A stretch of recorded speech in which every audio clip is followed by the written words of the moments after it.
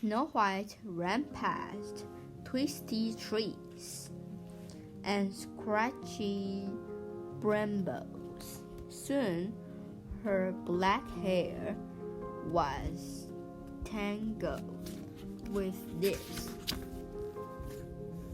She ran until the sun sank and the forest grew dark.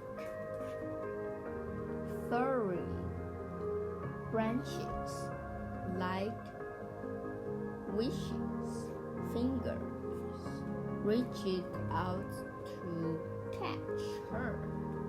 Still she ran until her legs could barely hold her. And then she saw a cottage. Maybe someone here can help me, she thought. To her dismay, there was no one home. She leaned against the door to catch her breath, and it swung open. Snow White stumbled inside. The first thing she saw was a tiny table and 7 tiny chairs. Snow White smelled fresh bread and honey, and her mouth watered. After running away, she was starving.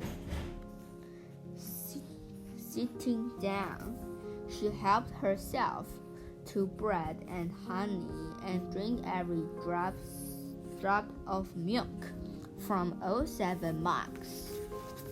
She put down the last mug and yawned. Running all day was excited. 7 tiny beds with fat pillows stood along one wall. Snow White tried bed after bed.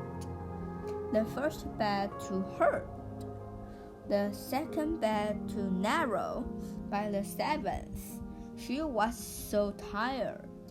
She curled up on it anyway. While Snow White slept, the cottage door opened, and 7 dwarfs trooped in. They each lit a candle and looked around in surprise. Who's been sitting on my chair? Who's been in our cottage? Who drank my milk? Who ate my bread? Who ate my honey? Who tried my bed? Who's on my bed? Quietly, they gathered around Snow White and watched her sleeping. Her hair as black as ebony, her skin as white as snow, her lips as red as blood. She's beautiful, they all sighed together. Next morning, Snow White was woken by every song, sung very badly. She jumped out of bed in a panic, but the dwarfs were so friendly, she forgot to be afraid. When she told them about the queen, the dwarfs were disgusted. "Stay here," they said. "We'll take care of you." In her palace room, the queen was seen too, smiling at her reflection. She asked her usual question, "Mirror, mirror on the wall, who's the fairest of us all? Well, Queen, you are fair, no doubt about it, the mirror said chattily. But Snow White is fair. She's living in a cottage in the forest. It added. Snow White is alive.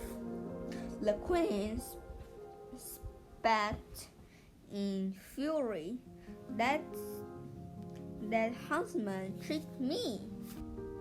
She was so angry she could eat or sleep. Instant. She spent every second spotting how to kill Snow White. At last, she disguised herself as an old peddler, packing a basket with ribbons and silks. She set off for the forest. Snow White was clean in the cottage when an old woman came to the door. Pretty things to sell, the woman cackled. Silks and satins, bells and bows. What lovely silks! Cried Snow White, stroking a belt. Here, my dear, said the old woman. Try it on.